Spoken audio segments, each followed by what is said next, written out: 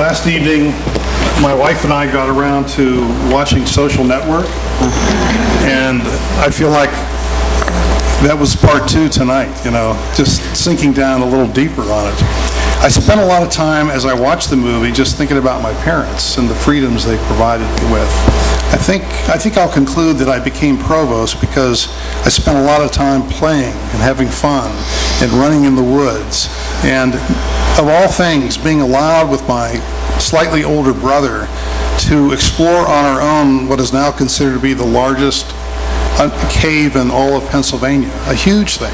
We'd go there routinely, try to find the entrance and go under. So that kind of exploration was somehow permitted by my parents.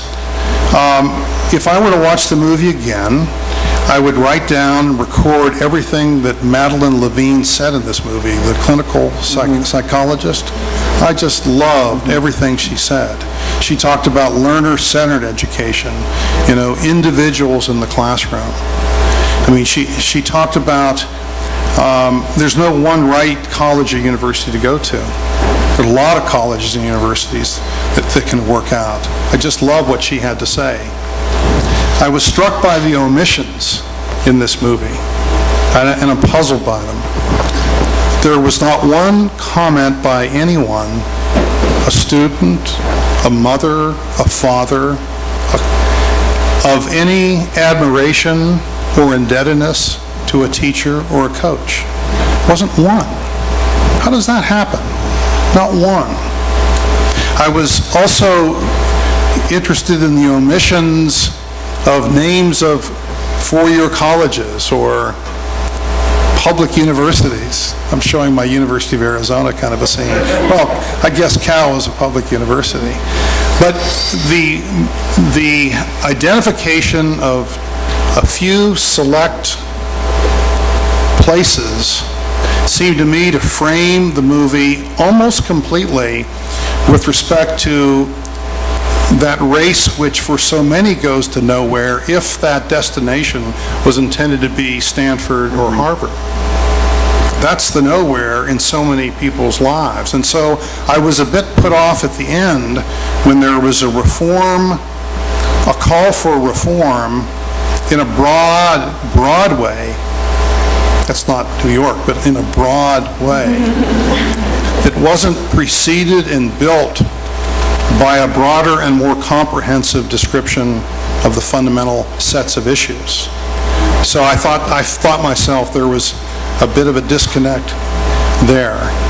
I come away with a much better understanding, and I'm hoping I'll learn much from you in regard to what I'm experiencing at the University of Arizona. Up until 3 years ago, all the teaching that I did was with respect to junior geosciences majors and graduate students and seniors.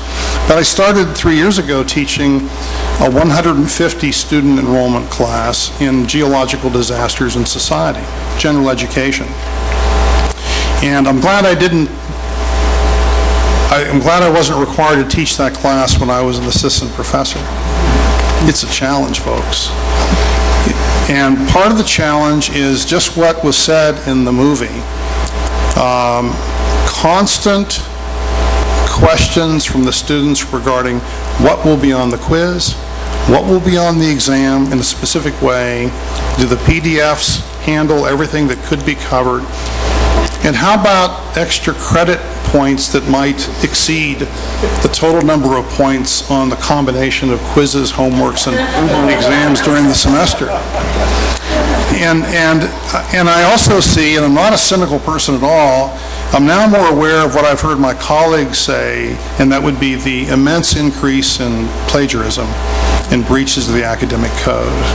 And I'm really interested to see how challenging it is to really get a reaction from the students in a way in a large enrollment class that you get a sense that you're knowing these students, that the art of teaching can really come through.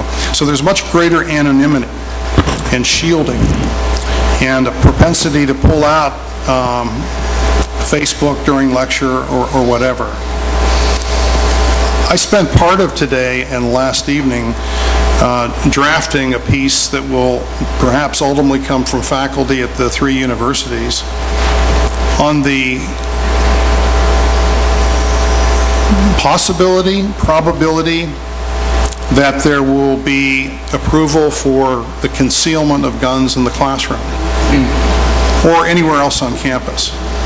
And when we factor in some of the things that we viewed this evening with respect to the challenges of teaching and managing the teaching, it's really something to be concerned about.